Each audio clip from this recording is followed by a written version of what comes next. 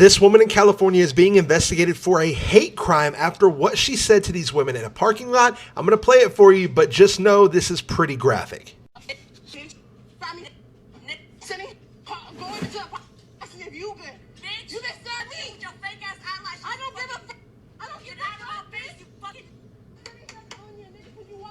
Now, after she went on this rant and this video was posted publicly, police actually showed up at the time of this recording, but people started to find out exactly who that woman was. She was identified as Preet Gupta, a registered nurse there in California. People even found the exact hospital or doctor's office that she worked for. Now, because of the nature of the video, the police there have said due to the nature of the verbal exchange between the involved parties, the incident has been classified as a hate incident and is currently under investigation by the department. Not to mention that, but people also found out that the woman that was yelling all those words has a pending criminal case for multiple thefts at Ulta Beauty.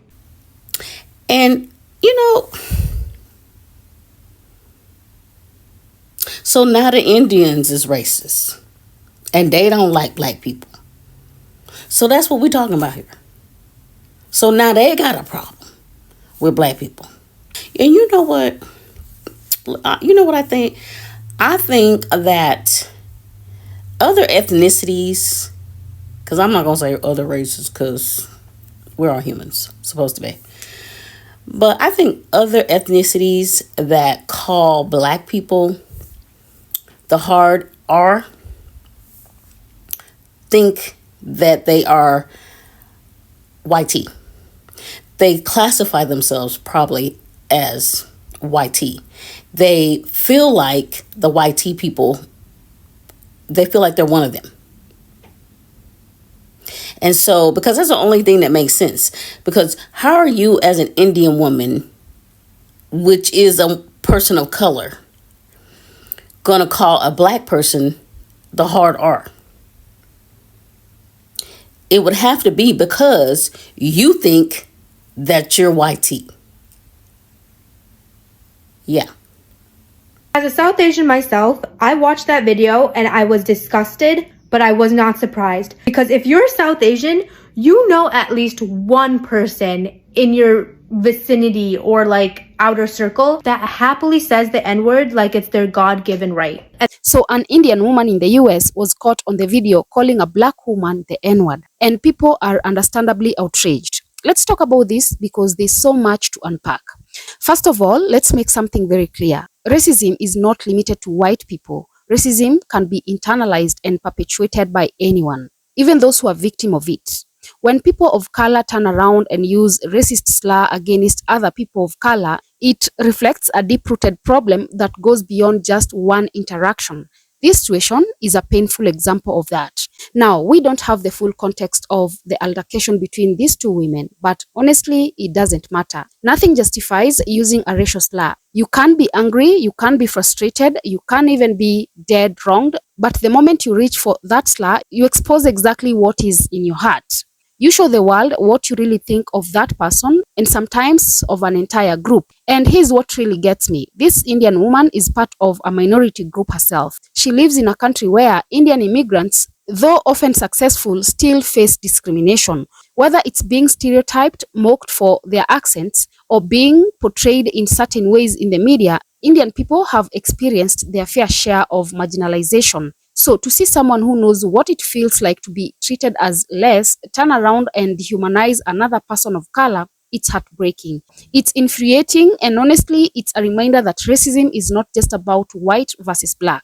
It's also about how colonialism and white supremacy have trained people of all backgrounds to look down on blackness. Those are the type of people, if you ever try to confront them, they will do everything but take responsibility. I remember one time at a family function, I was trying to tell somebody that they shouldn't be saying the N-word. They then made up a rumor about me and spread it throughout the whole community. So I'm not gonna lie, ever since then, I've always stayed away from people like that, but I do feel like as the sane ones in our community, we have a responsibility to make these people feel ashamed of their actions, especially because they go out and make us look bad. This is not what our community represents. We are so much better and smarter than this. It's honestly disgusting to see that people in 2025 will continue to say this stuff. So yeah, consider this my official petition to kick these people out of the group. If you know somebody like this, stop calling them, stop inviting them to your parties or whatever the heck. Make them feel ashamed for their actions. Have y'all seen that viral video of this young lady by the name of Natasha Chan that is obviously trying to provoke this black woman to hit her so she can call the police and get this black woman in trouble? Y'all see how she acting? What is going on? Why are these people fucking with us? Like, why do they think that with us? Like, why are they fucking? I don't understand.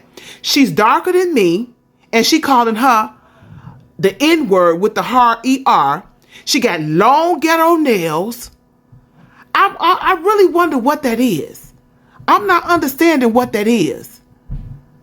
And she done really fucked up. The people got her all over the internet. They done been to her job. They done found where she work at. They done found where she live at. She'll never have no peace now. I don't even understand why she decided to do that to this black woman. She called her so many N-words with the hard ER. And the crazy part about it is she darker than the average black person. And where that word came from, them same people would call her the same thing, whether she know it or not. It's absolutely crazy. I just don't understand it. Let's talk about it, y'all. Let's talk about accountability, because that's what needs to happen next. It's not enough for people to just be outraged online. That woman needs to be held responsible for her words. She needs to understand that what she said wasn't just hurtful, it was dangerous. Language like that doesn't exist in a vacuum. It contributes to real violence against black people, and it reinforces harmful stereotypes.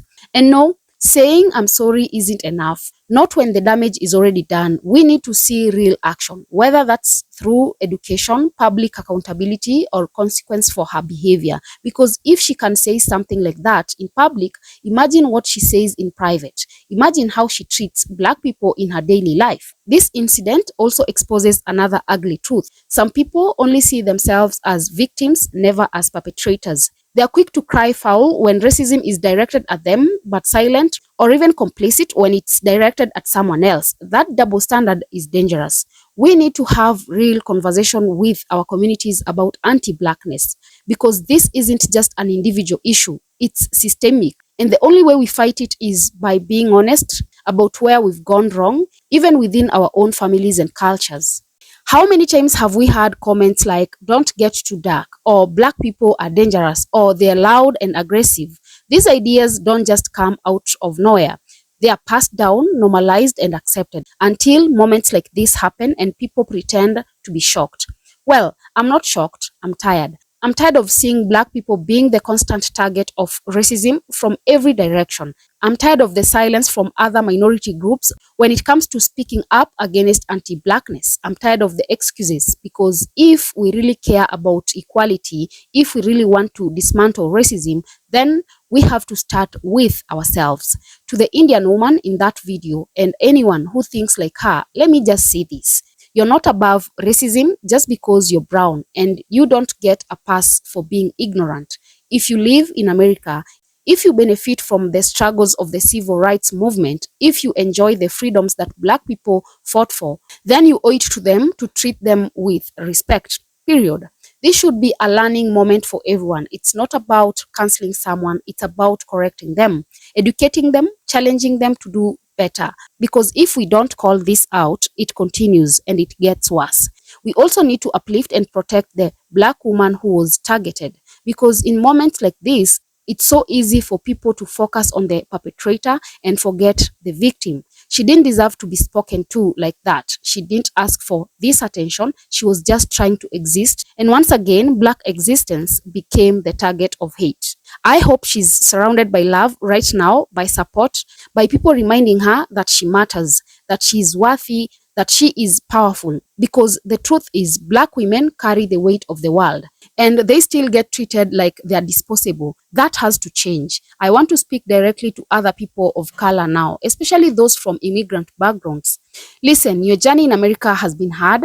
Nobody's denying that. You've worked hard, you've struggled, you've dealt with racism, but that doesn't give you the right to turn around and perpetuate that same oppression on black people. That is not solidarity, that is betrayal. And for those of you who think using a slur isn't a big deal, think again. Words have power, and when you use them with hate, they become weapons. They tear people down, they reinforce system of oppression, they tell the world exactly where you stand. This is not just about one woman. This is about the system that make people believe it's okay to talk like that.